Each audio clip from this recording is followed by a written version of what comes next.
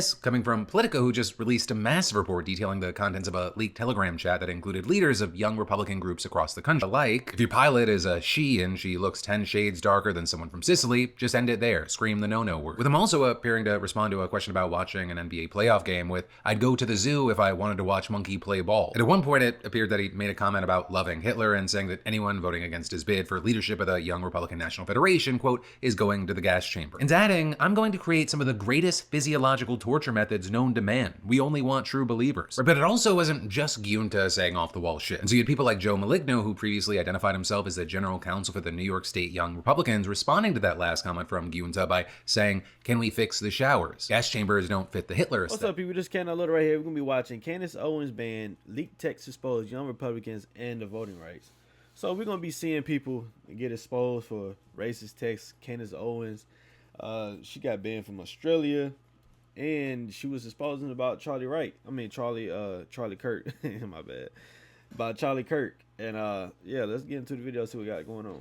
Sup, you beautiful bastards. Welcome back to the Philip DeFranco Show, your daily dive into the news. It is Wednesday, and in fact, there is so much to talk about today, you're getting a double dose. So after this one, if you want to watch me crash out a bit, links to that in the description. But again, there is so much to talk about, starting with this. Top young Republicans were just exposed in 2,900 pages of slurs, Hitler praise, and rape jokes. In a chat they very much would not want you to see. And this, coming from Politico, who just released a massive report detailing the contents of a leaked Telegram chat that included leaders of young Republican groups across the country. And over the course of 7 months, these leaders, they exchanged some crazy texts. And the chat in question is called Restore YR War Room, and it was created by this guy, Peter Giunta, during his campaign to become chair of the Young Republican National Federation. Also, just something to mention here, because I've seen certain people characterizing the situation in a certain way that it is just not. The Young Republican National Federation is not like a group just for high school kids. This is the GOP's 15,000 member political organization for Republicans between 18 and 40 years old. And in fact, many of the people included in the chat already held positions within the government or party politics. And that includes one who's actually a state senator. Now, as far as the chat mixed in with formal conversations about social media strategy, logistics, and earning votes, were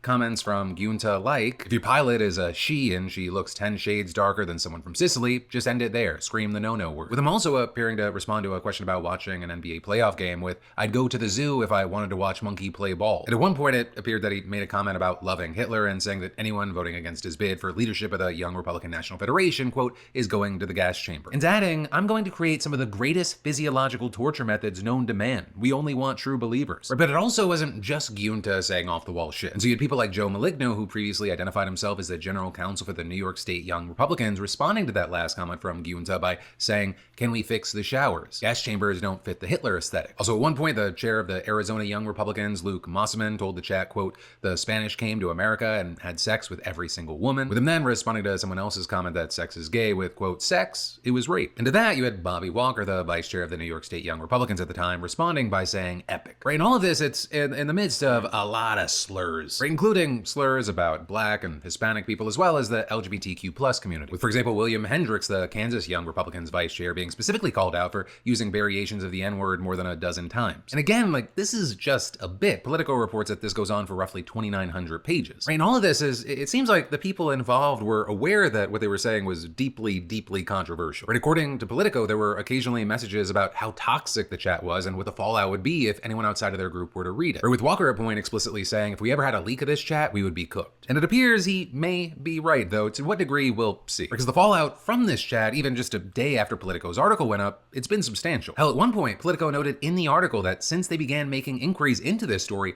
one member of the group already lost their job and another had a job offer rescinded. But also, since its publication, both Joe Maligno and Peter Giunta, they've been removed from their positions. There have also been calls for the state senator in the chat to resign, and the Kansas Young Republicans was disbanded by the state GOP. And we've also seen demands for all the people involved to resign from Young Republicans, and that includes from the organization itself. For you, the Young Republicans National Federation putting out a statement on X saying, "Such behavior is disgraceful, unbecoming of any Republican, and stands in direct opposition to the values our movement represents. Those involved must resign immediately from all positions within their state and local Young Republican organizations. We must hold ourselves to the highest standards of integrity, respect, and professionalism." We then also saw Republican leaders on the national level chiming in, quickly condemning the chat and the people in it. We had a senior advisor for Representative Elise Stefanik, who had previously applauded Giunta's leadership, saying that she was, quote, "absolutely appalled to learn about the alleged comments made," and adding, according to the description provided by Politico, the comments were heinous, anti-Semitic, racist, and unacceptable. If the description by Politico is accurate, Congresswoman Stefanik calls for any New York young Republicans responsible for these horrific comments in this chat to step down immediately. You also had Representative Mike Lawler saying something similar in his own statement, saying the deeply offensive and hateful comments reportedly made in a private chat among members of the New York State Young Republicans are disgusting, saying they should resign from any leadership position immediately and reflect on how far they have strayed from basic human respect and decency. And that sentiment was also echoed by others. And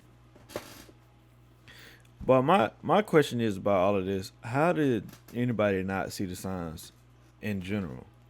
Like, most time when people are prejudiced or racist, like, you can always tell when somebody don't want to be around somebody start talking down on another race, like treating other races like they dumb or something like that. And it's just like, you can always tell if somebody have a prejudice against somebody else. And then you put them in positions of power, and now they started implementing things like the 3-strike rule. But it ain't really about the 3-strike rule. It's just about, like, these people like this, once they get in power, they implement things like that. You know what I'm saying? New York Governor Kathy Hochul and Vermont Governor Phil Scott. But that is not to say that everyone's on the same page here. Or you had Vice President J.D. Vance, for example, notably not condemning the chat and its participants, and instead drawing a comparison to Jay Jones, who's a candidate for Attorney General in Virginia. Or with him sharing a screenshot of Jones acknowledging he'd previously said he hoped the children of the former Republican Virginia House Speaker would die. With Vance saying this is far worse than anything said in a college group chat, and the guy who said it could become the AG of Virginia. I refuse to join the pearl clutching when powerful people call for political violence. Right? You also had some coming to the defense of Giunta and friends here, saying that this is all clearly sarcasm, or at least a lot is. Or with many specifically pointing to Giunta's Hitler comment, saying that it's a clear response to Democrats calling those on the right Nazis and referring to Trump as the new Hitler. And so you had super conservative commentators like Matt Walsh saying, if you actually read the Politico hit piece, you'll see that many of the messages are being taken wildly out of context. For example, the guy who said I love Hitler was clearly being sarcastic. It's explicitly meant to be a sarcastic joke. He was saying, yeah, I'm so right-wing, I guess I love Hitler. Basic sarcasm of a kind deployed by right-wingers all the time. I have theocratic fascist in my bio. Again, Politico made this the headline of the piece. Fundamentally dishonest, nobody on the right should be giving it any credibility. But then you had no shortage of people pushing back against this idea that many or any of those comments were meant as jokes. And that includes big creators in the space who you might have thought would land somewhere else, or you were unsure where they'd land on this topic, like Asmund Gold saying on X, if you think all of these are jokes, you're in for a very bad time over the next 10 to 15 years. Right? And it was sarcastic doesn't appear to be the route that Giunta is taking right now. Instead, his response to the situation has been an apology for the, quote, insensitive and inexcusable language in the messages. Though he then appeared to undercut that apology by seeming to imply that the messages may be fake, saying, while I take complete responsibility, I have had no way of verifying their accuracy and am deeply concerned that the message logs in question may have been deceptively doctored, which definitely is a take, and one I'd love to hear your thoughts, opinions, and reactions on, along with the rest of this story. But then next up today, we need to talk about the US announcing that it's revoked visas for at least 6 people accused of celebrating Charlie Kirk's death, with the State Department saying in a post, the United States has no obligation to host foreigners who wish death on Americans. And while they didn't disclose the names or identities of those who lost their visas, they did post a thread of comments, reporting to a Mexican national who allegedly said that Kirk died being a racist, he died being a misogynist, there are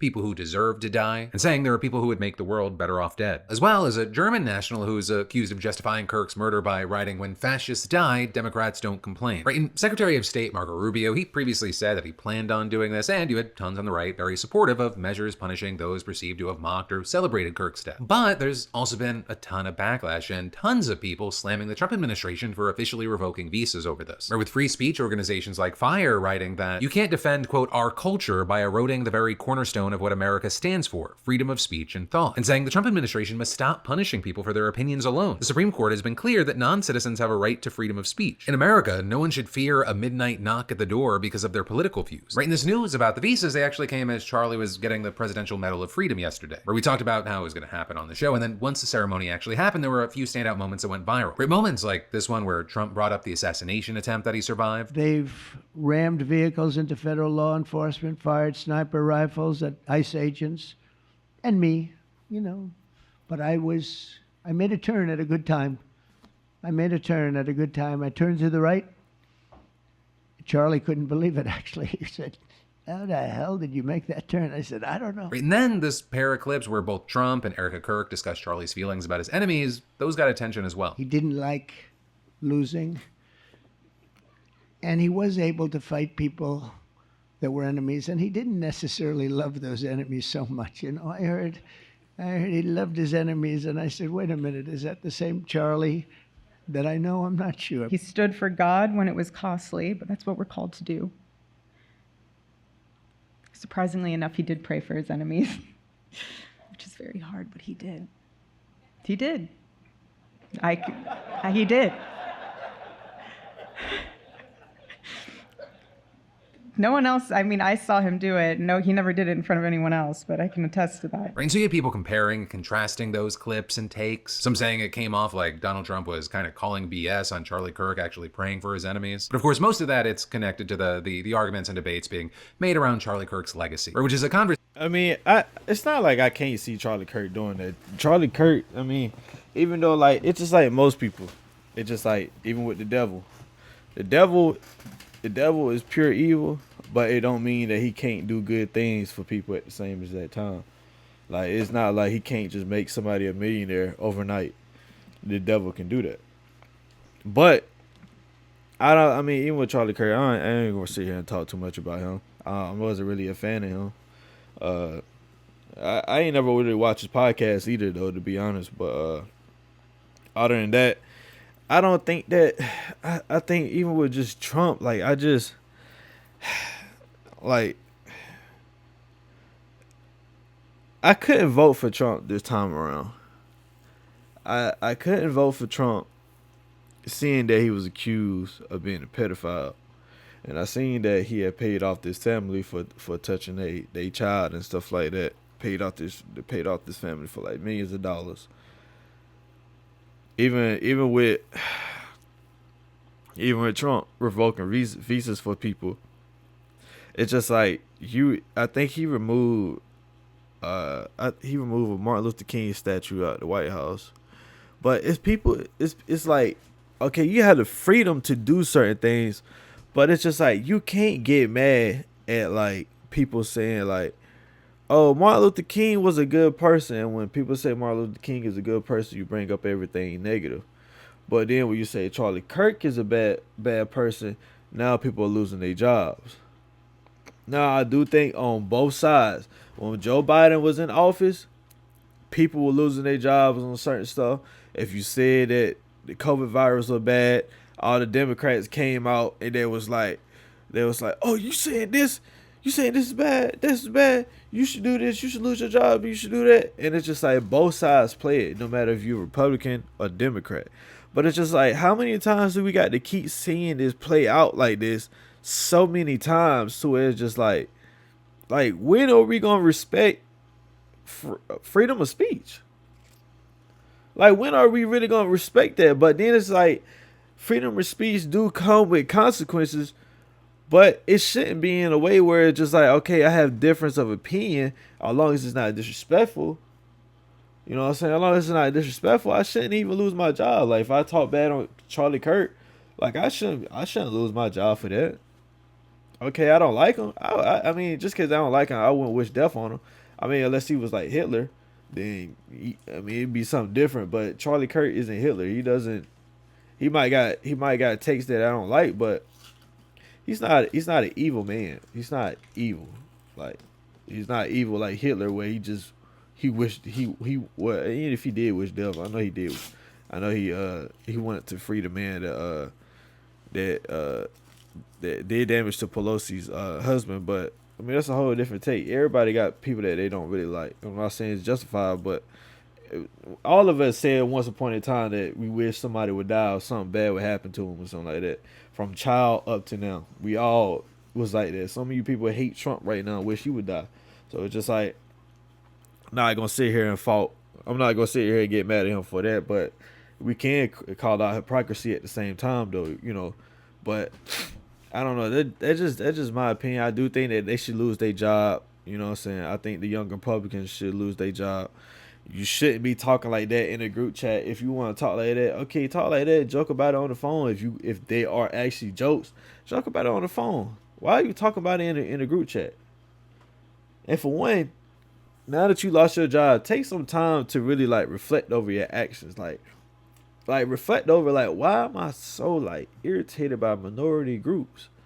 Like, why am I so like? Why I have this deep-seated hatred for minority groups? And people don't recognize that, like, when you joke, you don't have to joke about somebody's dark past. Like, you don't have to joke about my ancestors being compared to monkeys or blackface or slaves or stuff like that. Like, so certain people, it's just like, it's not funny. And people don't know how to joke. People don't know how to joke and be like, boy, that's why your head big as hell. Boy, that's why you got a lopsided head. No, it's just like, that's why your ancestors were slaves. What? Like, that's how you joke? Like, that's a joke to you?